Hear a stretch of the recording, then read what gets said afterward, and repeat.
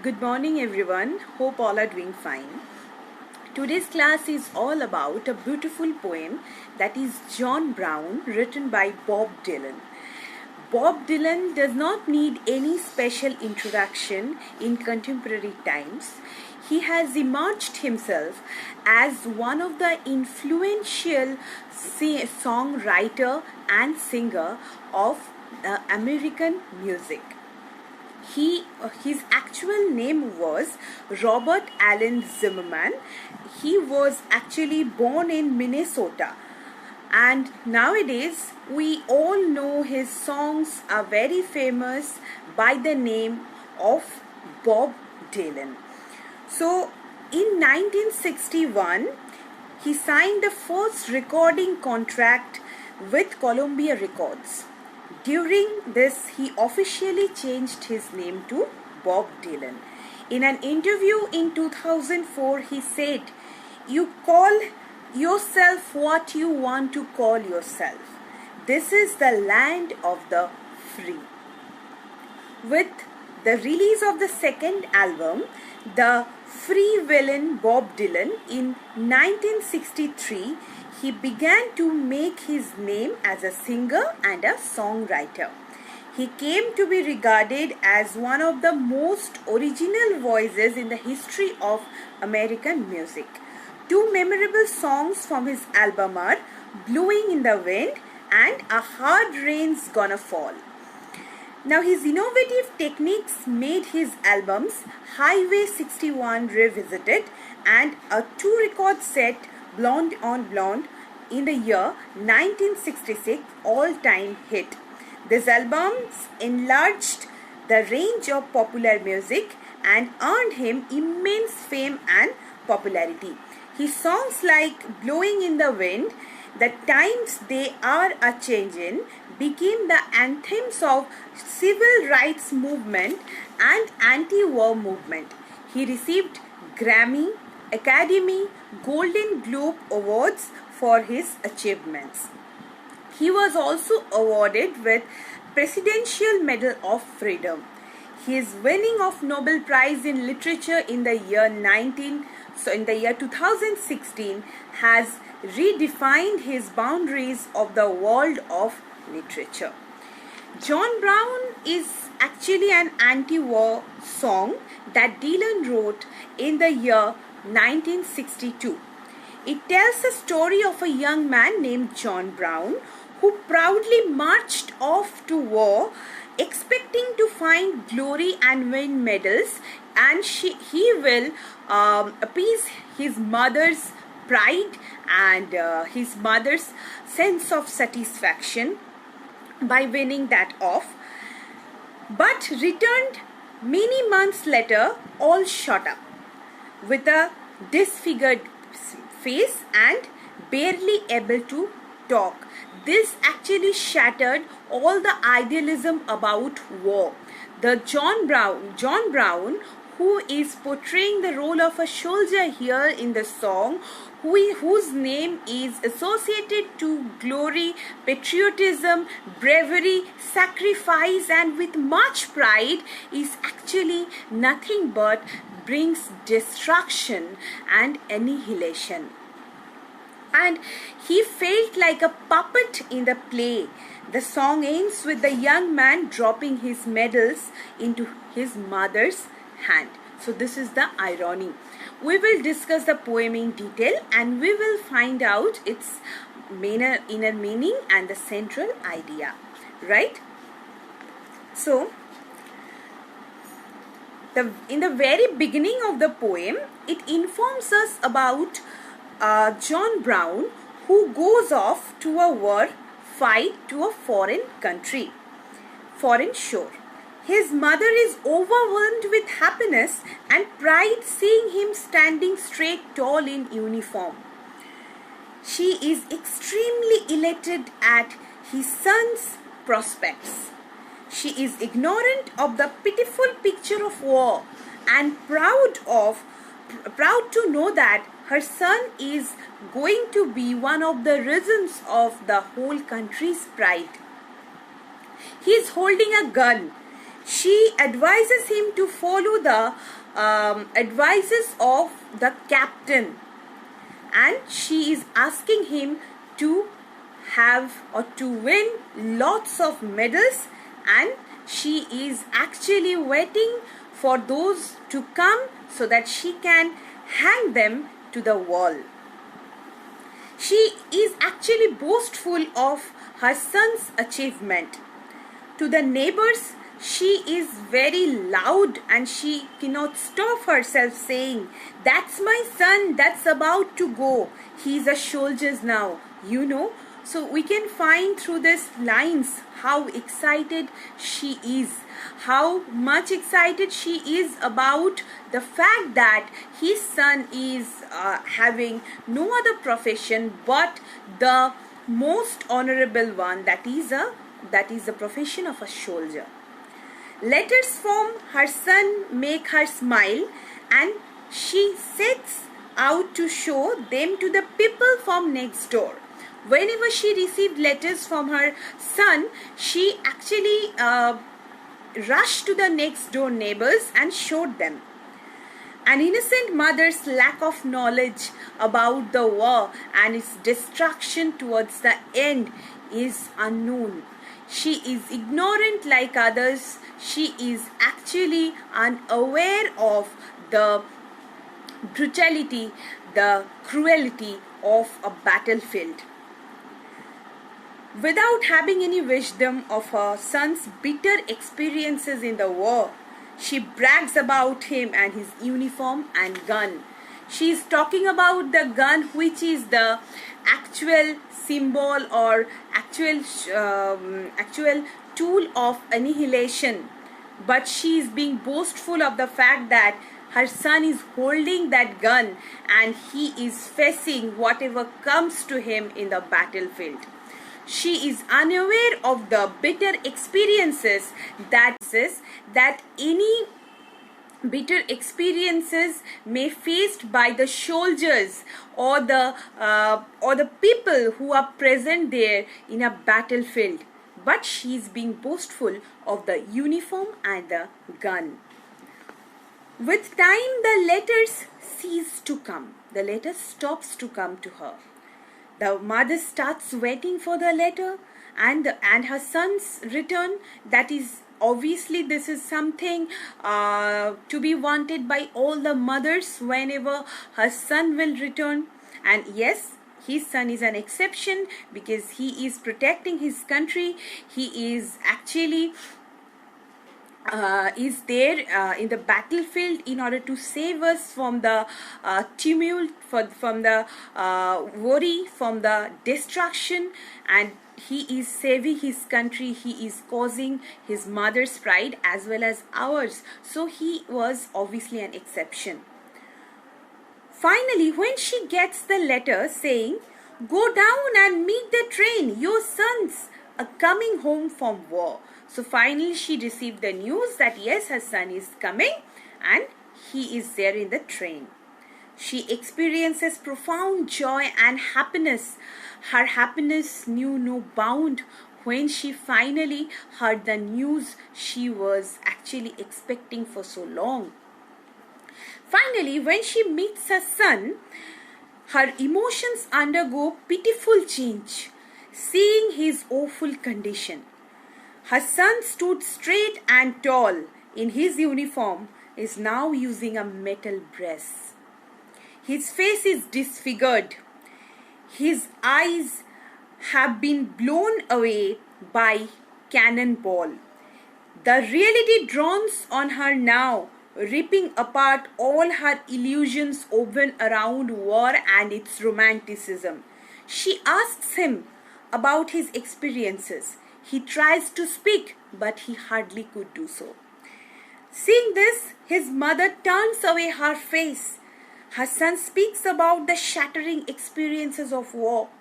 They are nothing joyful or commendable. Instead, they have imprinted indelible lessons in him. He speaks with all the poignancy in his heart how dreadful it was there. His mother boasting nature about her son fighting in the battleground has been turned into a sense of nothingness.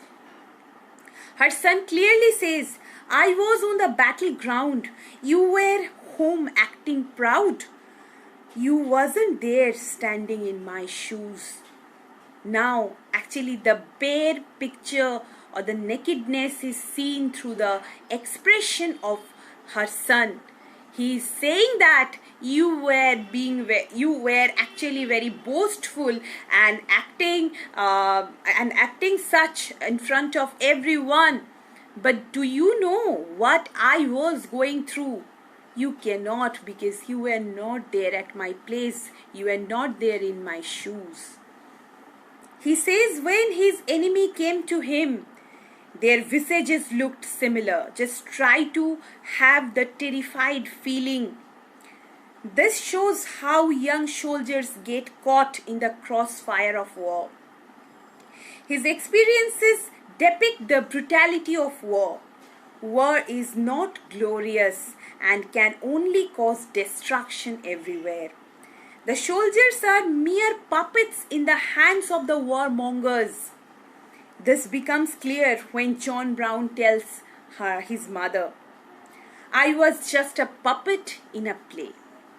This is evident that his mother is still in a terrible shock, seeing the physical conditions and psychological trauma of her son. Irony marks when her son drops his medal down into her hand, and it is very evident by this fact that due to these medals, she were actually boastful. She was sending her son to the battleground, and she was quite proud to do so. And she was asking him to have all those medals by winning, which she will hang in the wall. But whenever he is actually giving or dropping all those medals to her hand, it's nothing but a destructive and a sort of annihilation and a sort of diminishing atmosphere prevailed there, because her mother is of no words. She cannot speak further. She was speechless because she was only concerned about the romanticism. She was only concerned about the romantic ideas associated to war, which will bring pride in his heart. But after going through the actual situation, by seeing her own son, she remained clueless.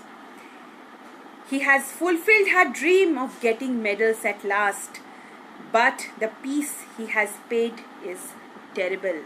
What expenses are there in order to have those medals? That was nothing but quite terrible. So now we will go by the stanza-wise explanation of the poem. I'll ask all of you to open the book. John Brown went off war to fight on a foreign shore. His mama sure was proud of him. So Dylan's John Brown's is a soldier, okay? And we can see here he is departing for a war zone, and which is there in a foreign shore. His mama means his mother, lacking the realistic perception of a war, overwhelmed by the fact that her son is leaving for war, and she is taking pride of that. He stood straight and tall in his uniform and all.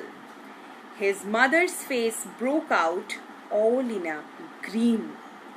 Now, when she has seen her son is in proper uniform and is standing straight and tall, she is very happy to have that spectacle in front of her, and she is associated all the ideas of patriotism and full of love about the country that is acquainted to war, and all these are actually recalled by her, and she has become very happy, and all of a sudden broke out means she developed a wide smile. Green means a wide laughter, wide smile in her face to see her son standing in that attire, in that uniform. "Oh son, you look so fine. I'm glad you are a son of mine." See, just try to grab the irony. "Oh son, you look so fine." But what he has prepared for, she is actually paying no attention to the fact, to the reality, that you look so fine and I'm so proud that you are my son. So she started praising her son and start showering her love and pride upon him. "You make me proud to know you hold a gun." See here, she is proud of the fact that her son is holding a gun, the very weapon of destruction. Do that what Captain says. Lots of medals you will get. She instructs her son to obey the captain's order, and by doing that he will be capable of earning medals, and that will be one of the causes of his mother's pride. "And well, put them on the wall when you come home." However, she is oblivious to the decay and destruction caused by war, and she is only concerned about the victory, and after that he will win certain medals which she wants to decorate the wall with. Now we can see, like all mothers, John Brown's mother also shares an ignorant view of war. She is particularly concerned about the fame and glory associated to it. She is not aware of the soldiers' brutal life in the trenches. Those nerve-shattering experiences faced by the soldiers destroy illusory halo woven around the war. All these are unknown to her. She knows war brings lots of medals, hence she is blinded by the fictitious glory and wants her son to win the medals and hold the gun and obey the captain's order. As that old train pulled out, John's ma began to shout. When the train pulls out, John leaves to obey the call of duty. His mother begins to shout, telling everyone in the neighborhood, "That's my son that's about to go. He's a soldier now, you know." She made well sure her neighbors understood. So when the train is about to leave, she started speaking loudly, "That is my son. He is leaving to obey his call of duty as he is a soldier. Do you know?" And by this expression we can see how happy and how boastful she was. She makes sure that the neighbor comes to know that her son is going for a noble mission. She tells everyone that her son has become a soldier, and if it is a fact to be celebrated with pomp and grandeur. She makes them realize how noble and heroic his profession is, and he is unlike others. She is so overwhelmed with this fact that she spreads the news of her son going to face the war in the battleground, to fight with the enemy with excessive zeal and enthusiasm. "That's my son about to go. He is a soldier now. Do you know?